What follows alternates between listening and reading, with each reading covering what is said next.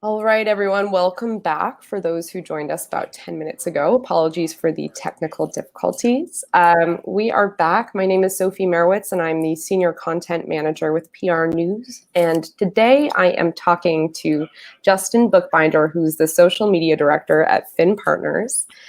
Today we're going to be talking about a few things. He is a master of paid social and social media. So we're going to be talking a little bit about no ad July on Facebook, with a lot of brands boycotting or saying they're going to be boycotting Facebook advertising in July.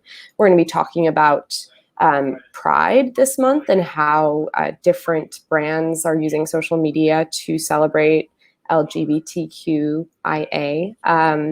And we're just going to kind of chat about life as a social media director in quarantine, because that is what's going on.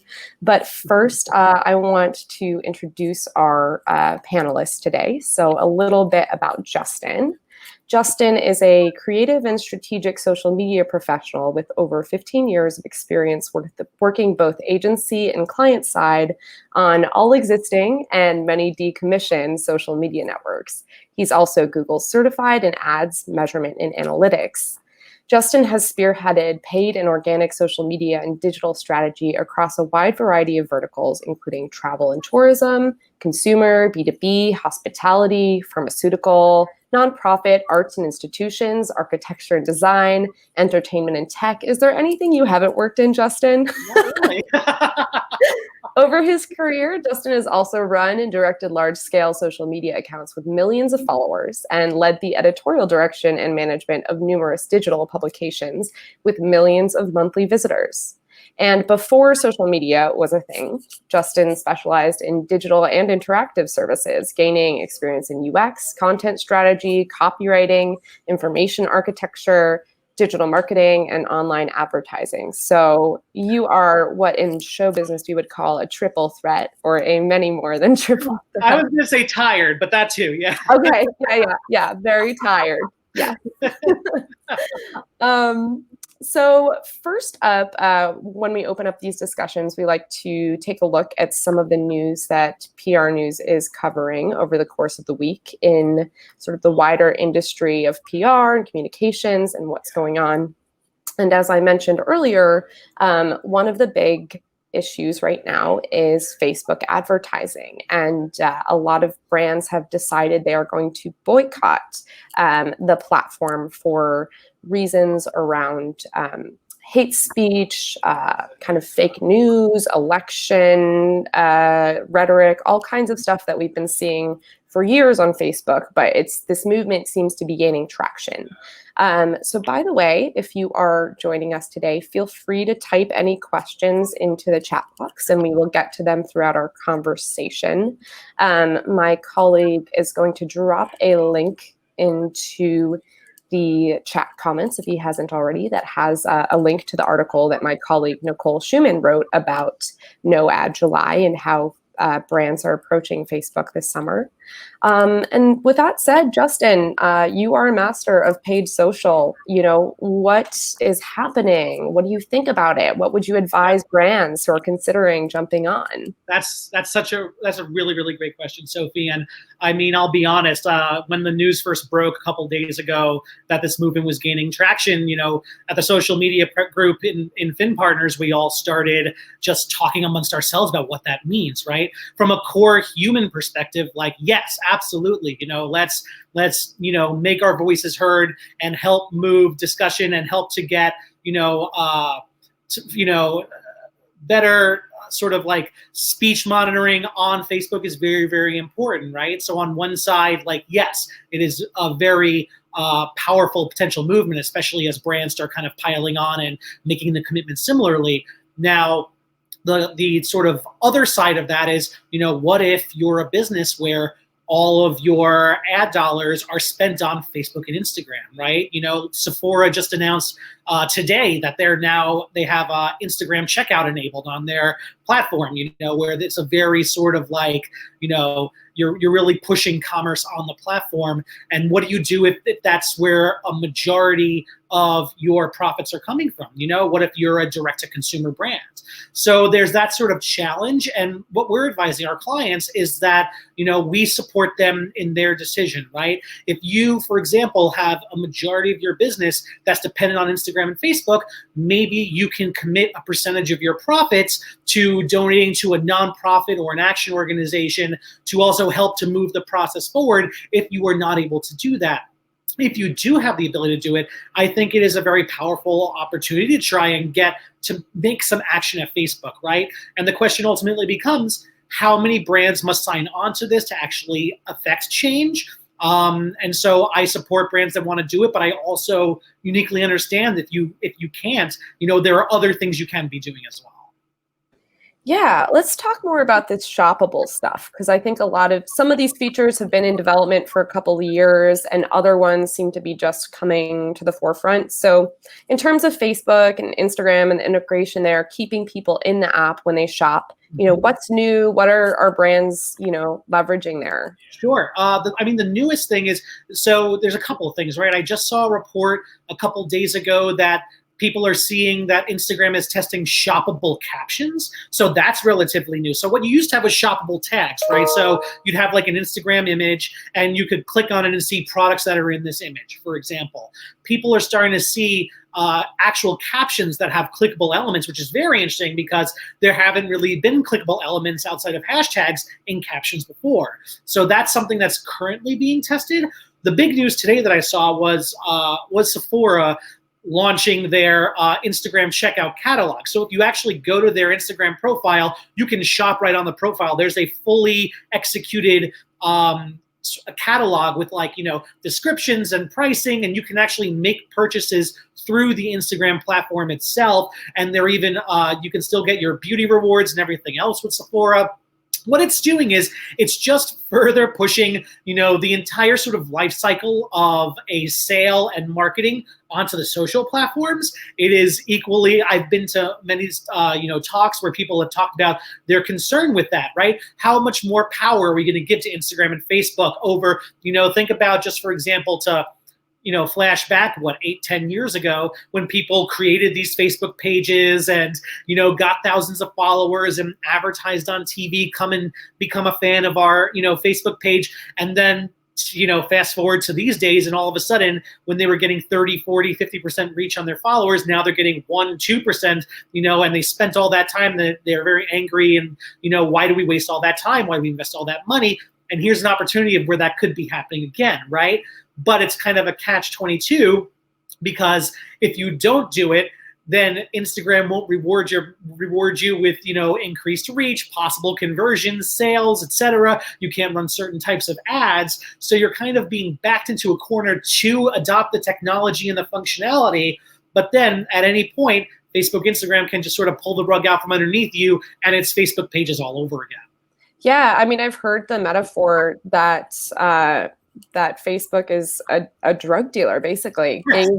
All these brands, unlimited access to reach, and then can kind of pull it back, and and people have to spend more and more and more in order to compete in that marketplace.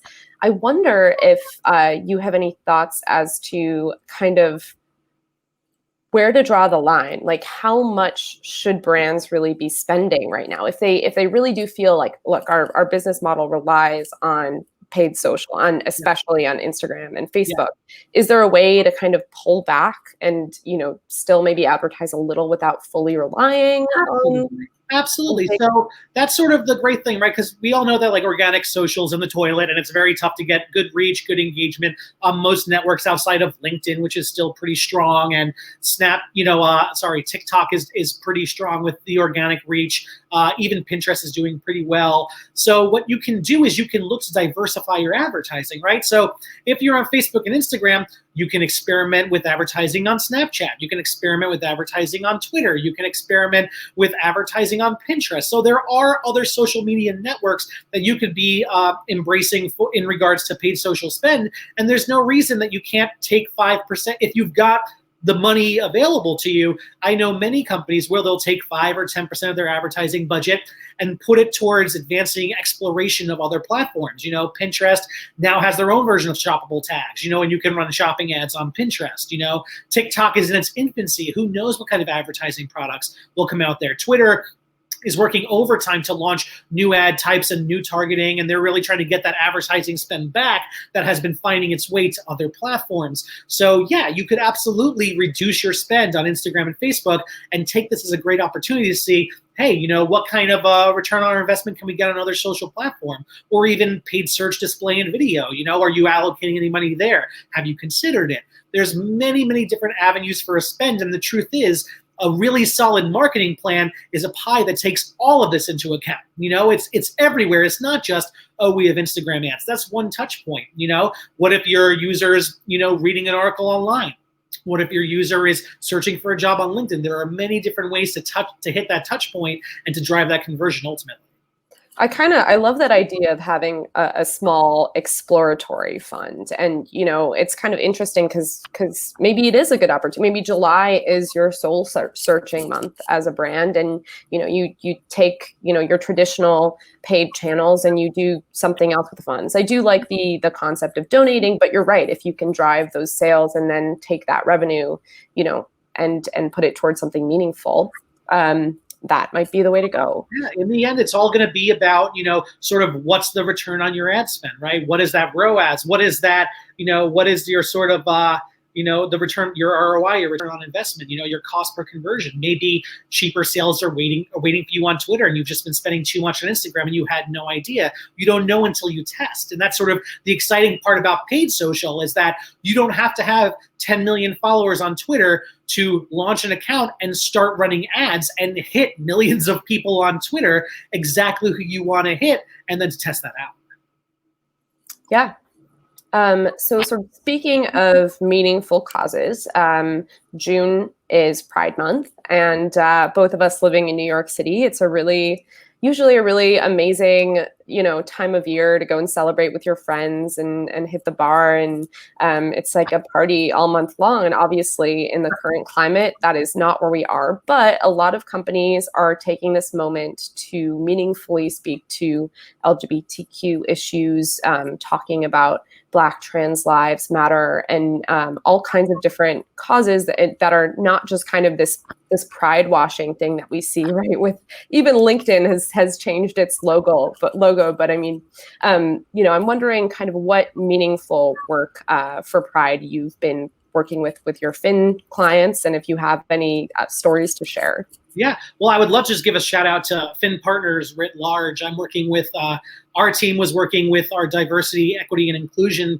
group, which is led by a woman named Helen Shelton, who I'll give her a shout out too. And we created a full month-long Pride communications plan that we've been executing on since the beginning of June, where it's all about elevating those voices, right? So it's a series of blog posts that are being written by LGBTQIA+ people, members of Fin all across the globe, as well as allies, supporters. We have one of our colleagues who is straight but has a lesbian daughter, talked about her experience with her lesbian daughter.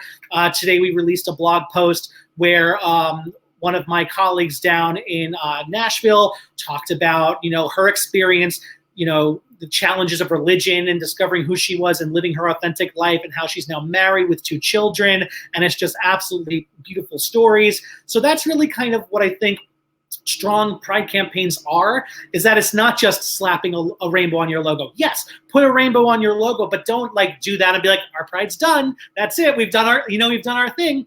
When we consult with people who will ask us about this, we always say, make sure that there's an action behind your words, right? So one of the really, and what's interesting is I've also noticed sort of less Pride campaigns this year, which I think is appropriate because of the importance of Black Lives Matter, Black trans lives matter. I think it's very important. So I feel like maybe some really smart companies maybe pulled back on their sort of celebratory, hey, Pride, whatever. I think they read the room and they were very smart in that.